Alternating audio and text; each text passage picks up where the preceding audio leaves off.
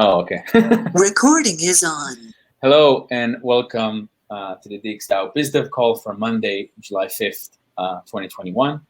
On the agenda today, I don't think we have any new member introductions. We have a couple of new people, but they're related to a few projects. We wanted to talk about like DX events and DXDAO ECC participation.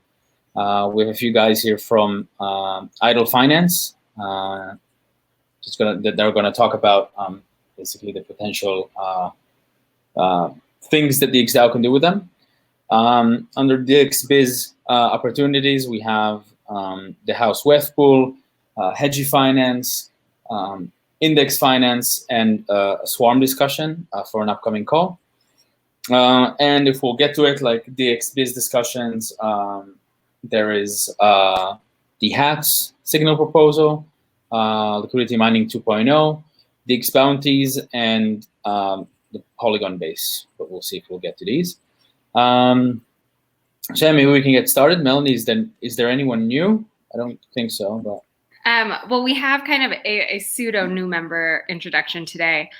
He isn't actually here to introduce himself because he lives in Tokyo and it's the middle of the night there. But John knows him and has already started working with him, so he can give a brief new member introduction for him. I think we're talking about Boris, who is about to post a proposal in the forum for his worker trial. He is a designer who has done some work with OneHive, and that's how we got introduced to him when we were talking with the folks at Agave. So you might be familiar with his work from Agave, Xpollinate, some of the other OneHive projects like HoneySwap. I think he did the Avagache, some of the work with them as well. So I think he's a great fit in terms of some of the help we need with graphics, motion graphics. I think Zet could maybe even chime in a little bit here to speak to that. And you know, I think there's also some potential that he could do UI and UX work eventually too. I think he's interested in that. So yeah, I'm excited to see how that progresses. And yeah, Zet, maybe you want to say? Yeah, I'm super excited. He has pretty nice experience, and I would say he's like a broader designer. He can do many things, everything from motion graphics to normal like graphic design, and also he's interested in UI and UX. He knows some UI UX, so he's gonna be able to help us a lot. In that sense, I think he is good for DXDAO. I said earlier, like we kind of need a part-time or a full-time designer. We don't know that yet, but we need an owner too, and he's interested in being some kind of owner of this area. Until now, I've been like the designer of DXDAO, or at least like the unofficial one. I've been helping out with a lot of graphic design, but yeah, I think this is a great addition to the unofficial marketing team that we have, and he has some marketing competence too. So I think he will be helping out more than just design. So yeah, I'm super interesting to see what he can offer us. Yeah, so welcome. And on Keybase, he just made an introduction in the introduction channel. His username is Boris Block. He's in Tokyo, so you may catch him in the early hours if you're in the US. But shoot him a message if you want to just introduce yourself as well. And while we're on this topic, this is a little even more hot off the presses. But Chris Powers had actually introduced us to a dev shop called Space Inch, and they. I think one of the owners is based in the U.S. and Chris knows him, but they have a bunch of developers based out of Poland and I think Krakow in particular. And I actually interviewed one of their devs this morning, and looks like he may be able to jump in and start helping. So look for more info on that too coming up. As a worker or as a contractor? It would be as a contractor, yeah. So similar to like Alexander with ETH works. Yeah. Yeah. Nice. And I guess like in the topic of sort of like Tokyo, we were talking previously about doing like an Asian-based call, maybe once every 2 weeks or so. So then you have this intersection of whether you're doing this US and Asia or Europe and Asia. So yeah, this is just something to think about. Yeah, because I mean we are losing a lot of people. You know, both in we had contributors from Australia, Tokyo, China, Korea, and Japan. So yeah, that's something to think about.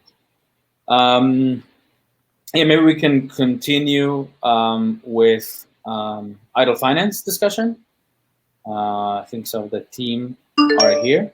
Yeah, I think we have Richard, Matteo, Emiliano, and Davide. Yeah. Hello, guys. Hi, nice to meet you. I'm Davide, and I'm here with Matteo and Richard. Hi, guys. Hey, nice to meet you all. Hello, hello. Nice to meet you.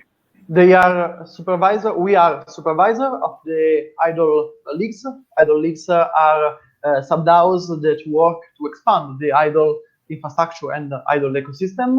And we are glad to be here and to present, to talk more about idle protocol and see how, if it's possible, to start a sort of DAO-to-DAO relationship and collaboration, and how these DAOs can mutually benefit one from each other. So yeah, I can share maybe my screen to just introduce our dashboard and what we are doing. Yeah, please. The main points to touch on would be, you know, as I've shared with you guys, logistically, how does the DAO as a fully decentralized organization process funds transfers in a trustless manner, avoiding multi-sigs? You know, we have this multi-call scheme and using the Gnosis protocol relay. So the main point should revolve around that. And also the focus is on security. When money is pulled, would that carry any systemic risk? And overall, given the current market conditions, is the whole venture into doing this worth the risk if we go in a full bear market and yield is low? So if we address those, it would be ideal. Yeah, perfect. So I will just start with a brief introduction of our dashboard and see, what are what is the offering of idle, and we get in contact with you because we saw that you are doing a sort of treasury diversification, and we think that idle is becoming a tool for other DAOs in order to diversify their treasury with high standards of quality and security. Idle provides two main strategies. That is the best yield and the risk-adjusted one. The best yield, as the name said, provides the best yield across different markets. So the aim is to pick always the best lending return across compound, Aave, and the Red X, for example. While the risk-adjusted strategy is more focused on the risk score. So it picks just the protocols with the highest score and creates a balanced strategy where the APY is in relation also to the score. So the best yield is composed by these pools. So we have all the main stable coins like DAI, USDC, USDT, and WETH and WBTC. The score is one of our most important point because it's related to the DeFi score. So we take the risk score provided by DeFi, and is based on different parameters like if the protocol is audited, what is the utilization index and liquidity index, and we catch this data in order to create a sort of ranking. And the best yield has protocols with even a score that is at least 7 and greater, while the risk-adjusted one is based only on protocols that have at least a risk score out of 8 or nearby. So with these strategies, it's possible to get yield from the underlying protocols, like I said, how compound the YDX and Aave, and getting also the and farming also their tokens. So the governance tokens are part of the earned amount. So just to move to the platform, it's possible once you are logged in and you deposit, it's possible to see the returns, some numbers regarding the earnings, the average APYs, and the risk score. And below you can see the redeemable amount of governance tokens and the distribution rate. So according to your deposit, how many idle Cromp or staked Aave you will get from this deposit. Just to compare our APYs, we have, it's possible. We have a stats page that showcases all the historical APYs since the beginning of the launch of the pool, since 2 days. And it's possible to see the asset under management, the unlent funds. So this number represent how many funds is possible to withdraw with a very low fee, because these funds are not deployed into other protocols, and so it's cheaper the redeem, the average APY, the overall performance on compound, and the balances. So here it's possible to see also the stat page the previous allocations and how the protocol switched from Aave V1 to V2 to compound according to the best returns. As you can see, even, for example, in this case with DAI, it's similar, the number of rebalances, so more or less 1 per day. Here you can compare all the rates of the different protocols and see the current and past allocations with even numbers related to asset under management, APRs, and the risk scores. As the risk score is the most important part for you, so the security part, let's directly skip to the framework and our security approach. We have integrated different frameworks in order to provide the best security possible. So we have a generic a security by design approach. So we have 5 audits made by QuantStamp, full audits, and right now we are doing a 6th audits with consensus diligence. So any new update is fully audited. We use the DeFi score framework as shown before, and we also launched this integration standard requirement. We have the governance has approved this system in order to create a sort of layer to evaluate which possible underlying lending source can be accepted or not into idle. So this creates a sort of strong and solid procedure in order to add new layers under the idle protocol. So as you can see, we have some quite good numbers. So we expect to have some audits, some activities. So we cannot integrate a new underlying source that is illiquid or that is active since a few days. We have some these security measures to provide at least this is the minimum requirements. But of course, the governance can ask for higher values. In addition, we have also launched a bug bounty program with Immunify. The maximum bounty is $500,000, and it's live since 25th of March. And this creates an additional layer of security on top of our process. We in these days, tomorrow, we are going also to launch an insurance with Nexus Mutual. This is Hugh, the CEO at Nexus Mutual, and they've just launched the yield token cover. Yield token cover is a new sort of policies that protects against the full stack of risks. So this would also cover not only the strategy into the protocol, but also all the underlying protocols. In our case, Aave, the YDX and Compound, and even the depegging will be covered. So for DAI or USDT, for example, that might be at risk. In this case, if the peg goes below 90%, the yield token cover is activated, and users that subscribe this policy can redeem back 90% of that value. So this is an additional security layer that we are adding starting from tomorrow on DAI and USDT best yield.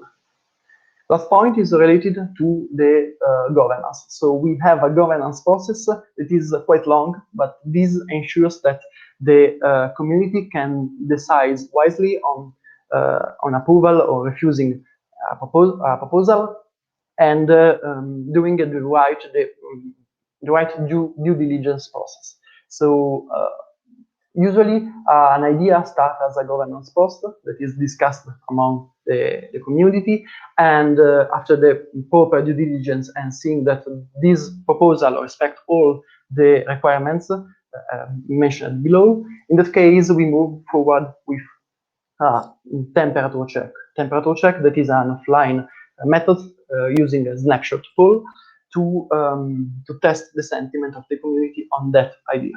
Then the proposal continues its journey with a detailed governance post and another temperature check that that confirm if there are changes or the requirements, or if there are any addition in comparison to the previous one.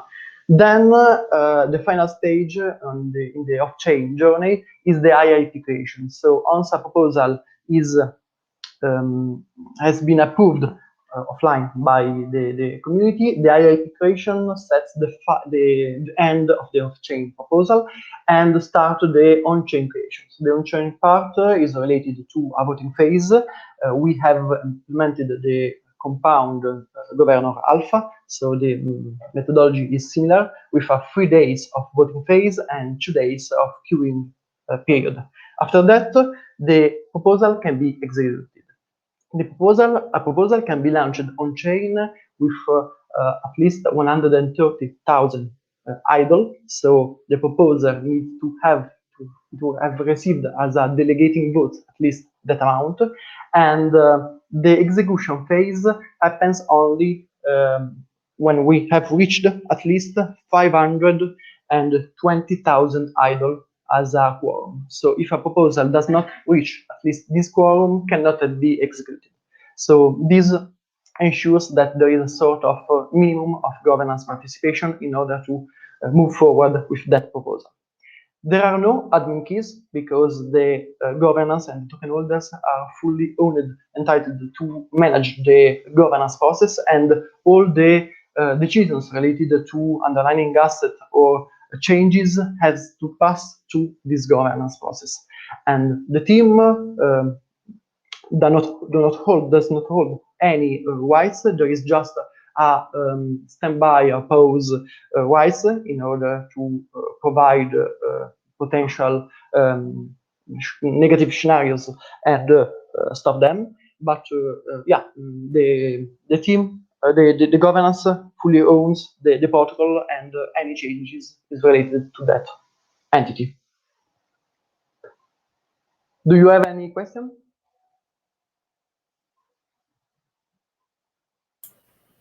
Yeah, so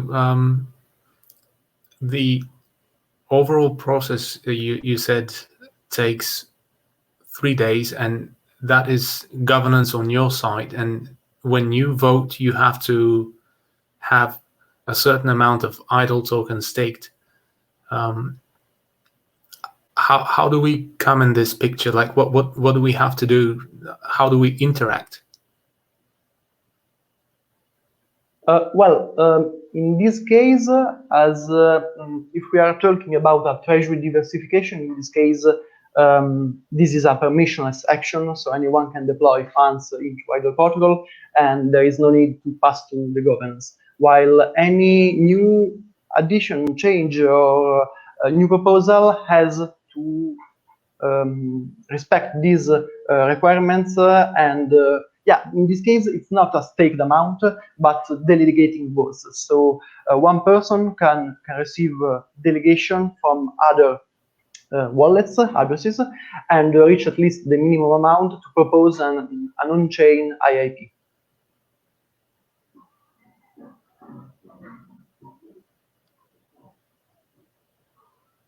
In the case, okay. And how are the funds pulled depending on the strategy? Like, are they? Those funds are automatically pulled we have a dynamic allocation mechanism. So this mechanism that is directly related to the protocol and cannot be changed without a proposal, of course, always picks the best yield. And this dynamic allocation mechanism is our main value proposition. So it instead of moving from one protocol to another one, depositing via idle, it's possible to always pick to have a larger yield base and pick the best yield across this one. The algorithm automatically calculates if it's convenient from an economic point of view to move from one pool from one protocol to another one, or stay in that one. So in the previous case that I showed you, there are some allocations that happened, for example, between other version 1 and compound, and then switched again, and so on. So this system allows also to have funds split across different protocols at the same time, and this is another core value of our protocol. And there is nothing to do on that side regarding the people that deposit there. So liquidity providers do not have to think about or act again regarding these activities, but this is self-managed by the protocol. And earlier you mentioned with regards to the insurance, if a coin loses its peg and moves below 90. So in a pool of 3 different coins, what happens if one severely underperforms? Something happens, then how is that worked out? Like, how does that affect the other funds allocated to the other 2? Yeah, very good question. In this case, the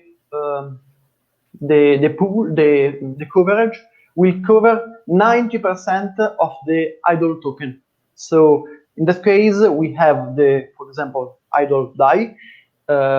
If the idle DAI would lose at least 10% of its value, and there are many conditions where this can happen. So for example, one of the lending protocol lose funds, or for example, there is a direct hack into the idle smart contract, or the asset itself loses the peg. So there are many different conditions, and all of them are fully covered by this kind of coverage.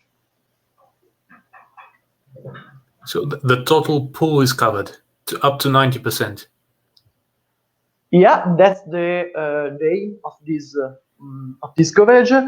Of course, the coverage will be available to the Nexus Mutual UI and to our website, and it's possible to buy this coverage in addition when depositing the liquidity to idle pools.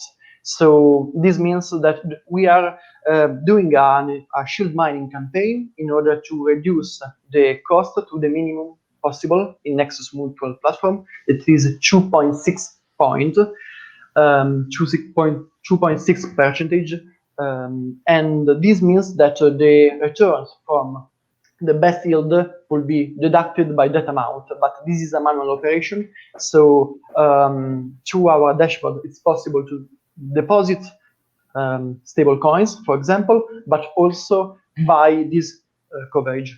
And yeah, the difference is the premium that you are paying to that provider. 9.6 minus 2.6 is around 7.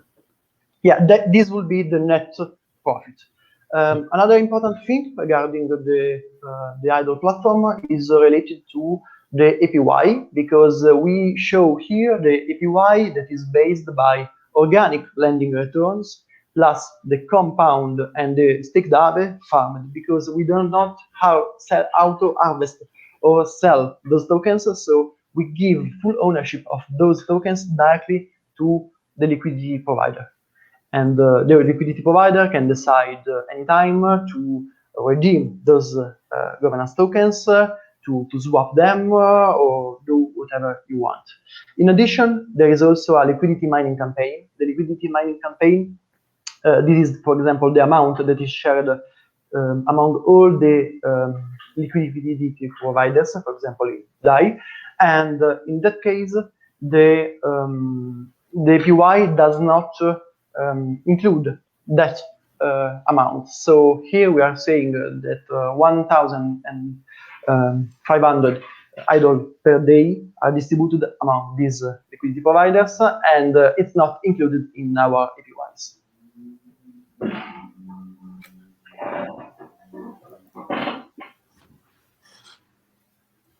All right, thank you. Has anyone got questions? Yeah, it's Sky here. Davide, thanks for going through all that. It's super cool. And just to give like some higher level perspective, as you know, DXDAO has a treasury diversification program. As part of that, there is an interest to seek yield on stable coins that the DAO is holding, for runway reasons and things. And up to now, and ideally we always like to do this we would love for the DAO to be able to do this itself rather than use multi-sigs and things. And I think there's been talk that if we put dollar stable tokens into some yield seeking protocol, we would prefer to start with very safe ones such as Compound, right? And there's other talk about more advanced higher seeking yield, like risk strategies and things. But at the same time, with yields like lower than they used to be, and yields between these different protocols varying from time to time, a solution like idle finance, where DXDAO is going to put money to work but not be very active, right? Idle finance looks to be like a pretty efficient and safe and smart solution to at least optimize the yield of the different protocols and assets that we're comfortable with. Obviously it's a little extra risk, but you've gone through all your 5 audits and working on a 6th audit, and your history and your DeFi scores and things, and the 2 different options for like risky pool versus like the safer pool. It seems like it's a good possibility or option for DXDAO versus like just choosing one simple one ourselves. And so I was wondering, are there other, I think most people here would agree that this could make sense. Are there other DAO communities, like actual DAOs that you are aware of in the space that have been using idle in this same method that DXDAO could be using it for? At the moment, I'm not honestly aware about other DAOs that are already deploying funds into idle, but this is a process. You will see us on many topics related to treasury diversification, because we think that this is very important, not just because idle would like to be a safe place for DAOs, but because we are also interested to start a sort of DAO-to-DAO relationship. So with this proposal, we do not want just to showcase our platform, but see how can we do something together. So this is the benefit of the DeFi and the composability, in my opinion. And here is where I see very good win-win solution. And just to add to that, I mean, I think this treasury diversification topic has been sort of pretty hot and heating up over time, and a lot of DAOs are, been sort of going through various forums, and a lot of DAOs are exploring these options, and kind of similar to yourself, you kind of by default look at Comp and Aave and perhaps Wire as a first choice, given that they're battle tested, etc. But I think that's where idle comes in and tries to present another alternative view. As you can see, we're laser focused on security. I guess one of the reasons why you might say Comp is safer, or that is a perception, is because they're bigger, they're larger, and they've gone through the battle test of time. without any sort of major compromises. And I think as time goes on, the IDLE will be in a similar position. But as you say quite correctly, is that this allows, I guess, DAOs and whoever uses IDLE to get the best out of a low active sort of management, right? So you rather than depositing it in Aave and then Aave goes down, and then you want to sort of have a vote to rebalance over to comp, etc. This is like a one-stop shop, and we try to also have a nice accretive yield on top of what you'd get generally straight from Aave and the like. So and of course there's this other element of having a DAO collaboration, as Davide said. We would like to have long-term strategic partnerships and see how else we can help each other and progress this DAO to DAO collaboration and synergies across the board. So this is a green space, and I think it's exciting to explore not just one way effort, but a quid pro quo reciprocation. Yeah. Very good point. I agree with you because in the current world, DeFi world, we don't see just liquidity providers, but we see other entities where it's possible to create those composability solutions. So this is the key to expand the whole DeFi ecosystem and its own ecosystem, because if you can expand your own, we can benefit too, and vice versa.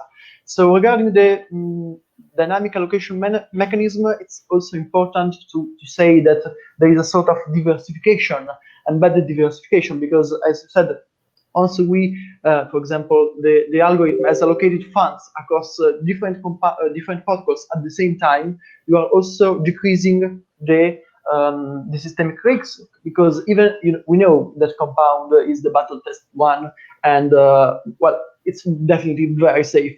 But of course, depositing 100% of the funds into just one protocol creates some sort of issues, let's say this. So sometimes it's even better with different percentages to diversify the allocation and have many protocols at the same time.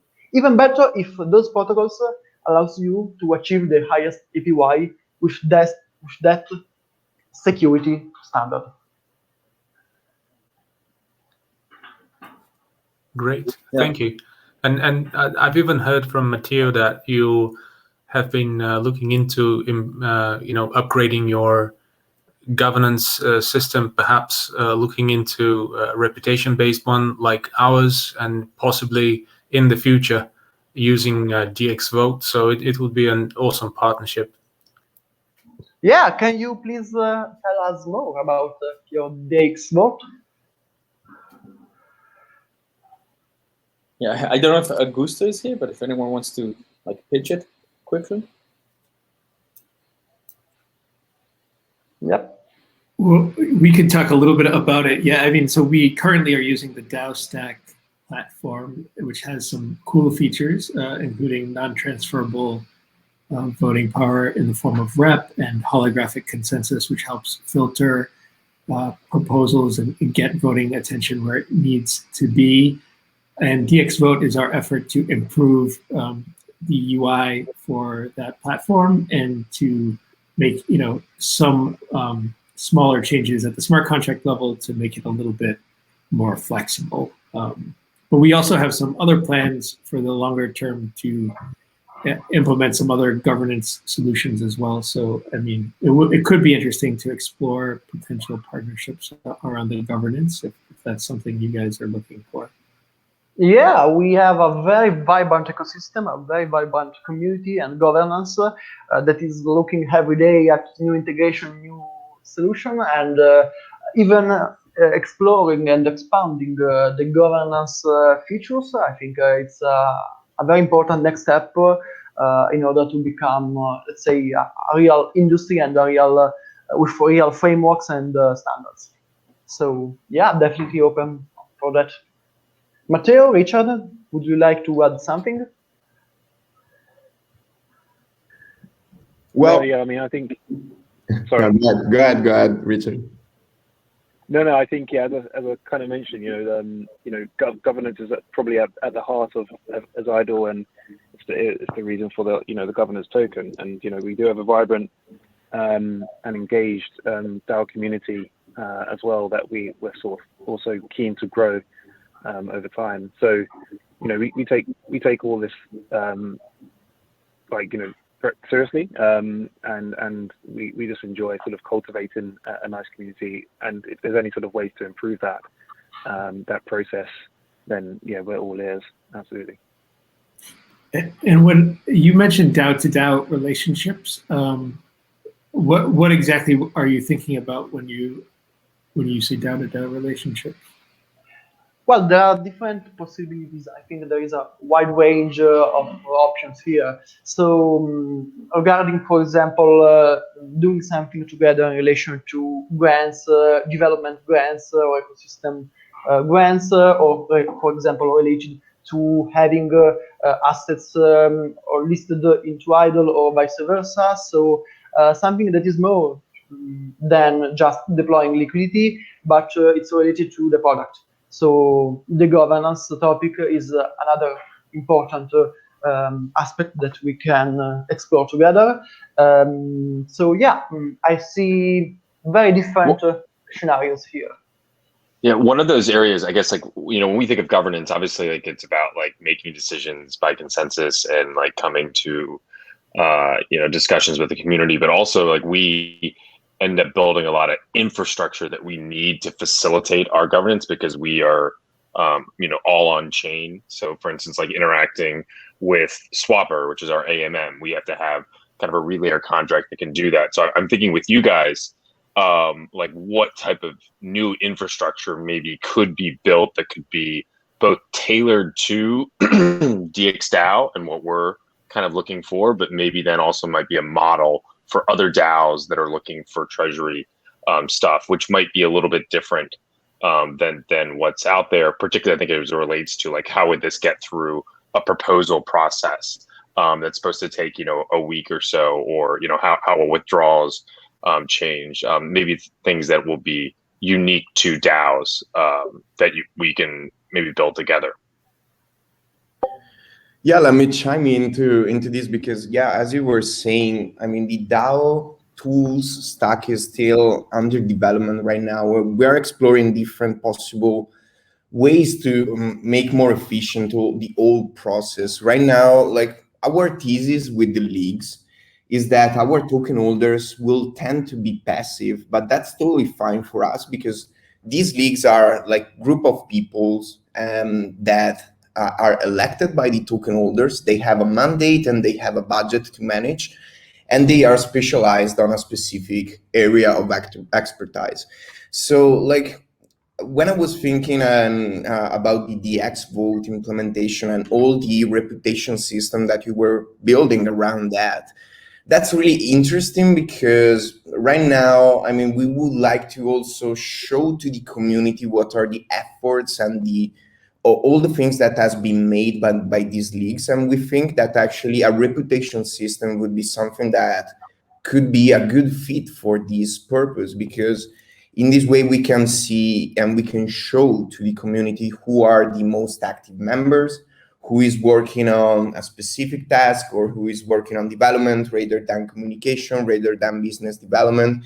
So I think that one of the modules that we can add right now in our governance is this kind of reputation system. I saw there are different projects that are working on that. You guys have been talking, telling me about this kind of reputation system. I know that also there is a Colony that is working on something like that. So yeah, in terms of synergies that I see between our projects, I see something related to the reputation that can be computed for our governance contributors.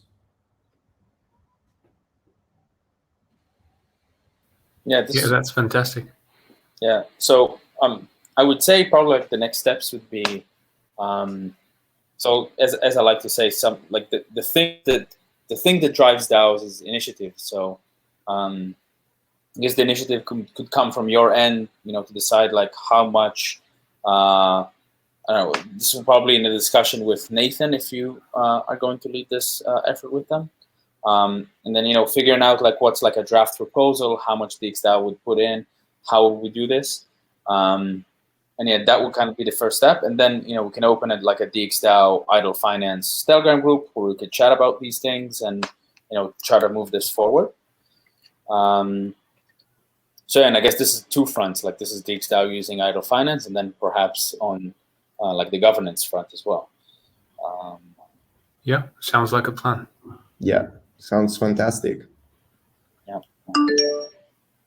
Yeah. All right, And, well, there's one other thing, Matteo and Davide and team that the DXDAO is working on, which is like conditional KPI token system, which is you guys might be aware of like what UMA did with KPI tokens, but in a protocol like yourselves, like if you're already giving out idle, but once we have this system ready, you'd be able to say give out idle rewards to your users, but based on a certain condition, like TVL has to stay above X 100 million for like the next 2 months, and then those tokens become once the condition is met, those tokens become worth something. So it's a way to actually put like a condition into the farming rewards that you're giving to your users. So that's something that DXDAO plans to do with its products, but it works really well with a protocol that that increases and gets better as more TVL is locked into your protocol. But we're happy to share that as we develop it too. But I think that could be really cool for you guys as well. Yeah. That's really interesting, actually. It's similar to the KPI option with Yuma, and so like with the TVL as a metric makes totally sense. And I was thinking also that this can be a tool also for contributors, sort of like you can make a comparison with the traditional world with stock option plans, sort of like a bonus that get activated if like we reach a certain KPI. So we can also use these kind of instruments, these kind of products also with the contributors. And on another side, like with another metric, and guys, tell me if it's possible, but it would be really cool like to have these kind of conditional tokens related to the time that you have your funds in the platform. Let's say that you are a user of idle and you stay in idle for more than 1 year or 2 years or 3 years. After that period, you activate this kind of like additional bonus. So that could be another idea, but yeah, definitely I can see other synergies on the conditional token side. Yeah, this is totally doable. Sounds like a great idea, and we're already in a partnership with Chainlink, building oracles around our conditional token framework. It would be a great incentive for performance. Totally agree. Yeah, super cool. Great. Perfect. Sounds good. Any other things on this? Nathan, you're going to create a group and we can continue from there? Yeah. Well, awesome. Any other comments on this topic? No. I think thank you guys for joining us. Yeah, no, absolutely. Thank you for the invitation. In terms of when you guys, what's your strategy in terms of your diversification? Is it do you regularly look to add to your diversification efforts? Is that based on your growing team? Like I know it's like you're kind of looking at your roadmap and your burn rate. How are you guys going about it? Just be interested to understand what's the trigger points to prompt yourselves for diversifying. These are initial steps, really, like dipping our toes and seeing how it goes. But we are really wary and trying to be protective of the funds that are under our management. So, yeah. I'd say we're a little bit different than everyone else in that we're not selling our token, right? When we say treasury diversification, it's actually because we have a lot of ETH. And we're actually doing the opposite now as part of treasury diversification. We're actually buying back our token. And we've already completed, I guess, 2 rounds of these diversification. So we already have kind of those there. And then, I don't know what there's some discussions on the next step, but what we're focusing on now is like kind of getting yield off of the assets that we've recently diversified into. Dave, I saw you. Did you have anything to? Yeah, I was going to say the same. I guess it's an ongoing process where we look at it ad hoc, and we've really started this year into diversifying into more stable coins, like Chris said, selling Ether rather than other tokens. Yeah. And I would just add to one of the important aspects is we think about runway and how much runway have we secured in stable coins, just kind of keeping in mind that crypto is volatile, and with the lion's share still in Ether, I think one of the main goals is to be prepared for the potential of a longer bear market where that Ether might devalue considerably. Sure. So I guess, but perhaps, I don't know if you guys time it, but, if, for example, ETH goes to new all-time highs, might that be an opportunity to further your diversification, taking advantage of the high price, perhaps? I would say if Ether does make big moves upward, it would probably prompt some discussions, or at least another look at selling more of that into stable coins. Yeah. Okay, makes sense. It's just like fundraising, right? If your token is all-time high, you can always raise another round with VCs as Pool Together has and Lido has. Yeah.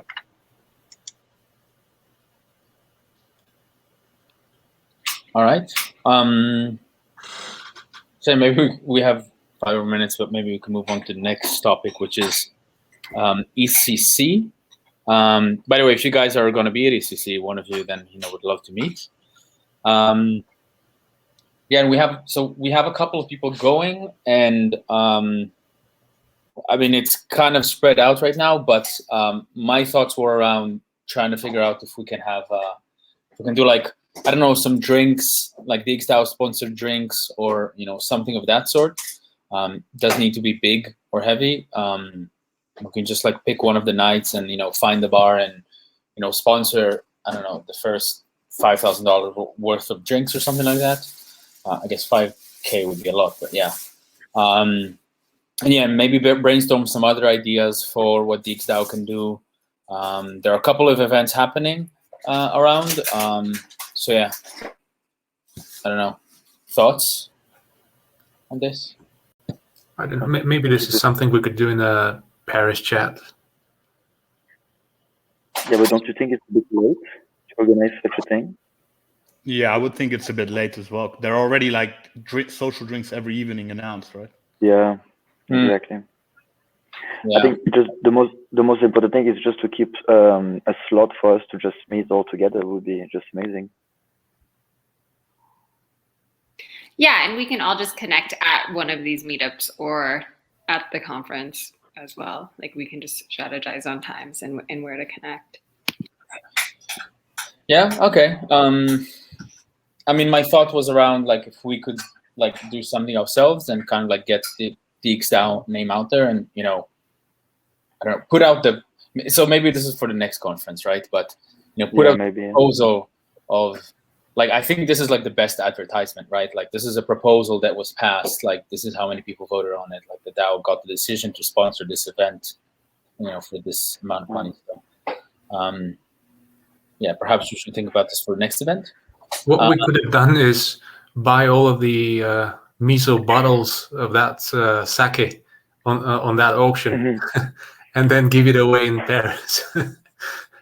But relabel it DXDAO. It's a joke. We could still do that, right? All the unredeemed ones, we could still buy them from people.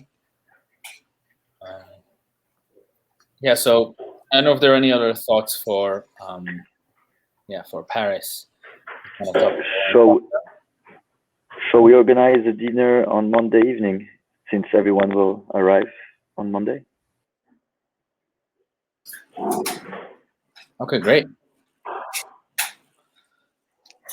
I don't know, something easy, something, I don't know, pizza or something everyone's like. Yeah, and then we can We can give out the shirts there. Exactly. Something French. You go get something French. I'm not sure you're ready for that. No, I'm kidding. But yeah, if you want, I mean, French food means meat. Some nice snails. Meat and potatoes. And frog legs. Yeah, we can go to like a classic brasserie, you know. Easy. Yeah. Yeah, I don't know. Any other thoughts? Paris, maybe like idle finance discussion. I think it's a great idea that DXDAO like hosts something. I think it may just be a little bit too late for ETHCC, but I think it's something that we should like definitely keep in mind for like the next conference or something like that. I know that a lot of organizations host like hackathons or something. I mean, we could do something big. You're absolutely right. Like Nylon, it's a great way to gain more exposure, but maybe not quite for this one. We should wait till the next one. Yeah, I guess this one was pushed. Like we had this item on the agenda for like the past month or so. So it just got pushed because of other things. But yeah, perhaps we should rank like like the DXbiz things that are happening, like ranked by urgency, and then start talking about these things. Yeah, and when we had our initial discussion with Nathan, the team organizing the Ethereum conference, we asked whether it's okay to disseminate some media kits advertising our DAO, and he said it's totally fine. As long as we're not like bullying people or something. So I think it's nice to have some media kit prepared with a few lines about our products and where DXDAO is headed, so we can share it with other attendants to take home with them, and maybe that could spark future partnerships.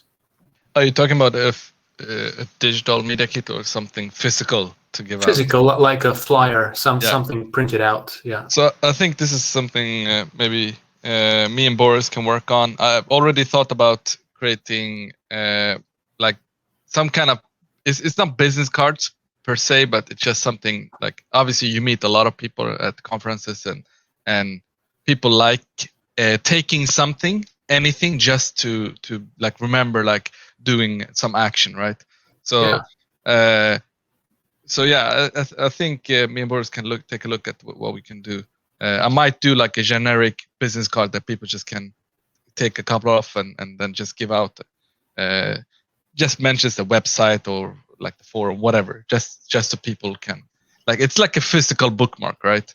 Yeah. Small piece of advice. I did this once on a business card. I thought it was cool. A couple of years ago, you can put QR codes on the business card. Yeah. So like scans and goes someplace, goes to the product or something. Like QR codes are actually cool. Exactly. Yeah. Yeah, QR code is a great idea. I mean, my business card last year was only QR code. It then becomes digital. Oh, yeah, I love that, Ross. A POAP for meeting me. That's what I want. I think someone could scan my QR code and that automatically gets them. Be like, you have met Chris Bowers. POAP. Whoa! What if we? This just came to my head. Like, what if we? I mean, this is probably not complicated, but buy, I don't know, like a huge, like, I don't know, helium balloon and like fly it over the conference, and it's like all blue with a QR code of the. Did you say in the middle of that? I don't know if this is complicated. Because if it is. Yeah, I don't know if we want to be. Yeah, sounds like terrorism charges incoming if you do some kind of. Really? Yeah. I mean, in Sweden you can't just do that. I mean, if it depends how high you're gonna put that balloon up. Yeah. Yeah, I was imagining something big as well. I don't know what you were imagining. Well, like yeah, don't do something small. If you're gonna do it big.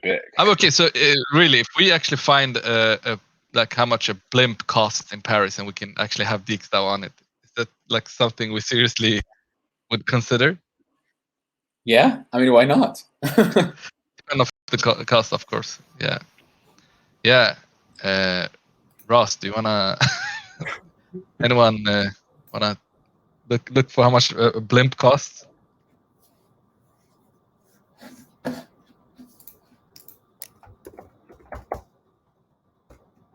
Imagine the Googling that right now. permission for the blimp itself. But isn't it like an indoor conference? So like nobody will fucking